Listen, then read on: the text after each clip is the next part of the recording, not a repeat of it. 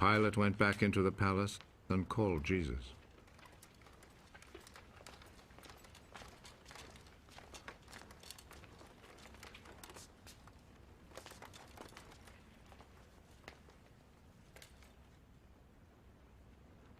Are you the king of the Jews? Does this question come from you? Or have others told you about me? Do you think I'm a Jew? It was your own people and the chief priests who handed you over to me. What have you done? My kingdom does not belong to this world. If my kingdom belonged to this world, my followers would fight to keep me from being handed over to the Jewish authorities. No. My kingdom does not belong here. Are you a king, then? You say that I am a king. I was born and came into the world for this one purpose: to speak about the truth. Whoever belongs to the truth listens to me. And what is truth?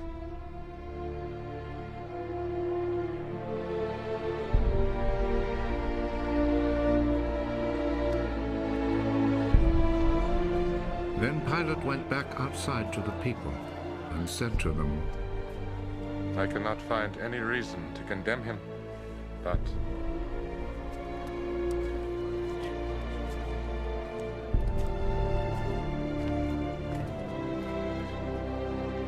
according to the custom you have, I always set free a prisoner for you during the Passover. Do you want me to set free for you the King of the Jews? They answered him with a shout. Give us Barabbas! Give us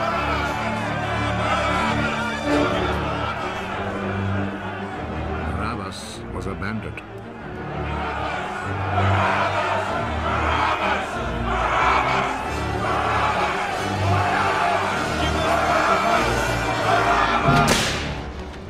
Then Pilate took Jesus and had him whipped. The soldiers made a crown out of thorny branches and put it on his head. Then they put a purple robe on him and came to him and said, Long live the King of the Jews. And they went up and slapped him.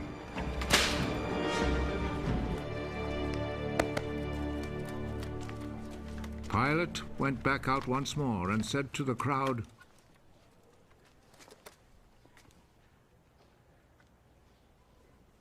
Look, I will bring him out here to you to let you see that I cannot find any reason to condemn him. Look, here is the man. So Jesus came out, wearing the crown of thorns and the purple robe. Crucify him! Crucify him!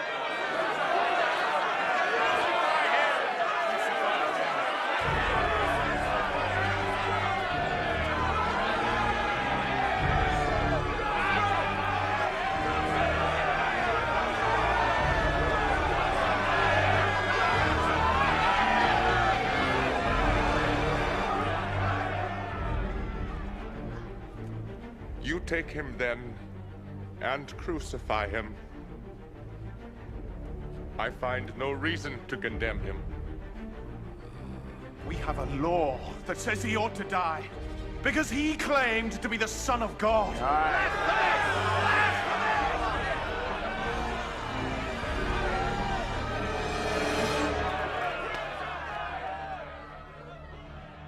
When Pilate heard this, he was even more afraid.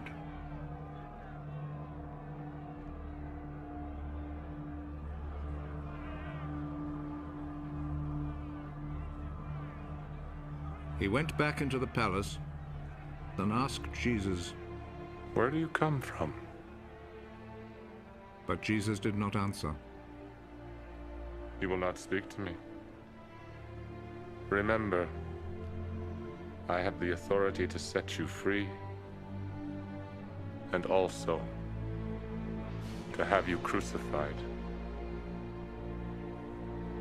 You have authority over me. Only because it was given to you by God.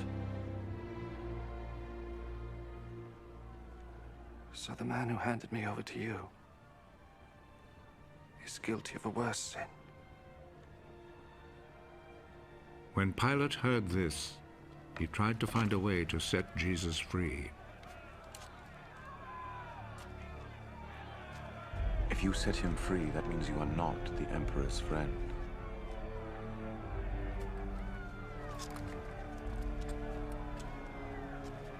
Anyone who claims to be a king is a rebel against the Emperor.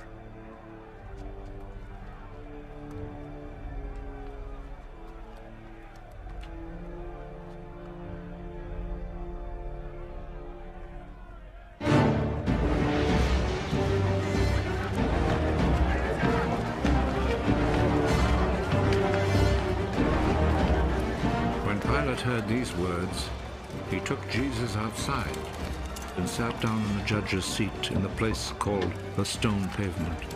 In Hebrew, the name is Gabbatha.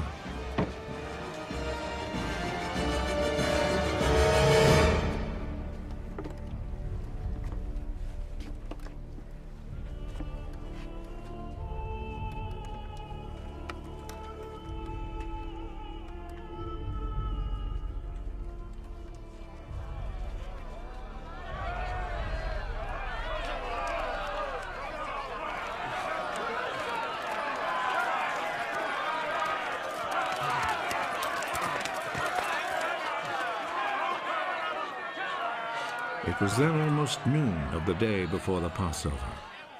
Pilate said to the people, Here is your king. Kill him.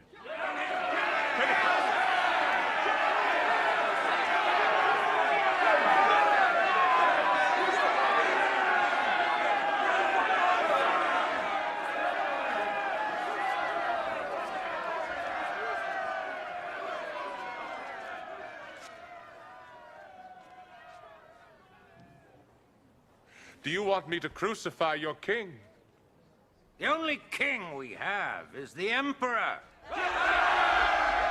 Then Pilate handed Jesus over to them to be crucified.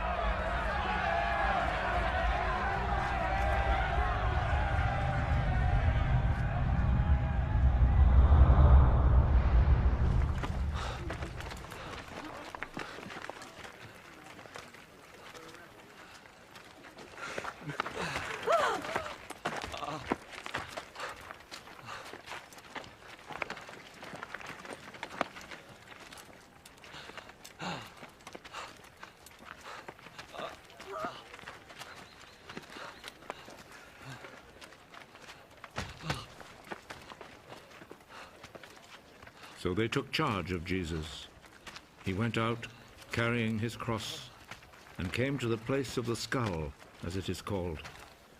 In Hebrew, it is called Golgotha.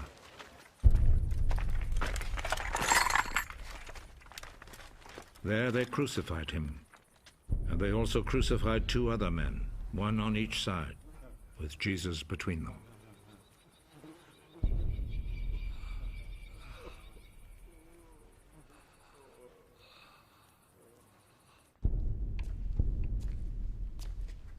Pilate wrote a notice and had it put on the cross.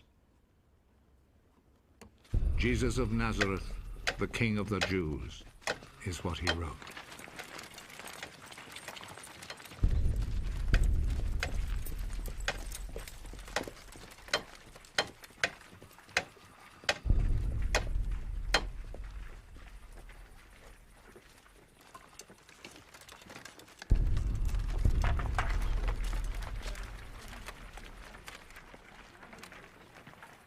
Many people read it because the place where Jesus was crucified was not far from the city.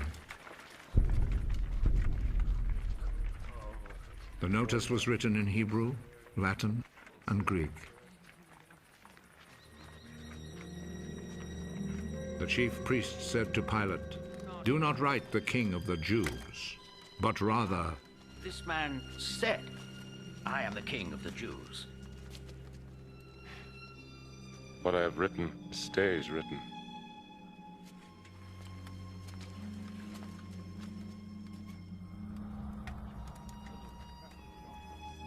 After the soldiers had crucified Jesus, they took his clothes and divided them into 4 parts, 1 part for each soldier. They also took the robe, which was made of 1 piece of woven cloth without any seams in it. The soldiers said to one another, "Let's not tear it. Let's throw dice to see who will get it." This happened in order to make the scripture come true. They divided my clothes among themselves and gambled for my robe. And this is what the soldiers did.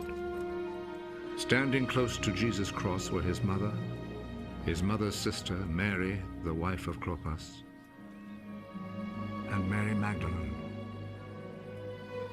Jesus saw his mother and the disciple he loved standing there.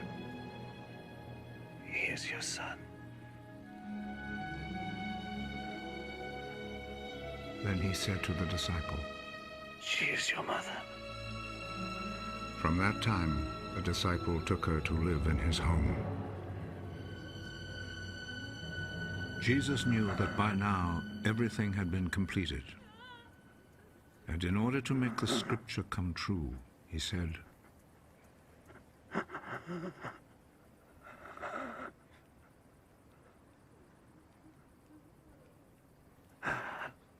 I am thirsty. A bowl was there, full of cheap wine. So a sponge was soaked in the wine, put on a stalk of hyssop, and lifted up to his lips.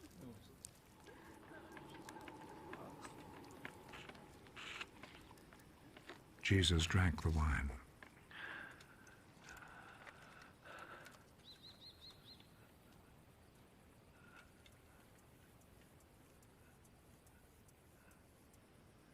It is finished.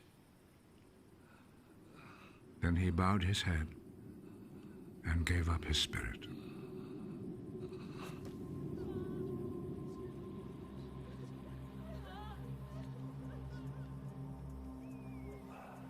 Then the Jewish authorities asked Pilate to allow them to break the legs of the men who had been crucified and to take the bodies down from the crosses.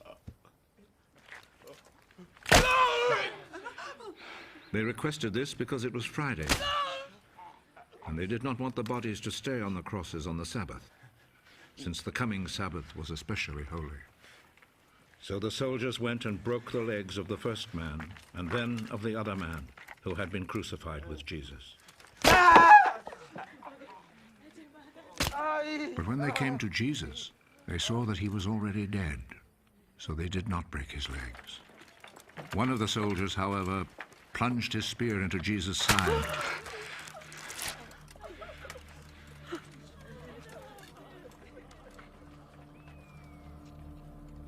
And at once, blood and water poured out.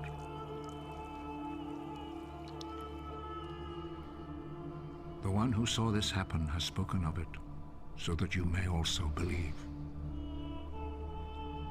What he said is true, and he knows that he speaks the truth. This was done to make the scripture come true. Not one of his bones will be broken. And there is another scripture that says, people will look at him whom they pierced.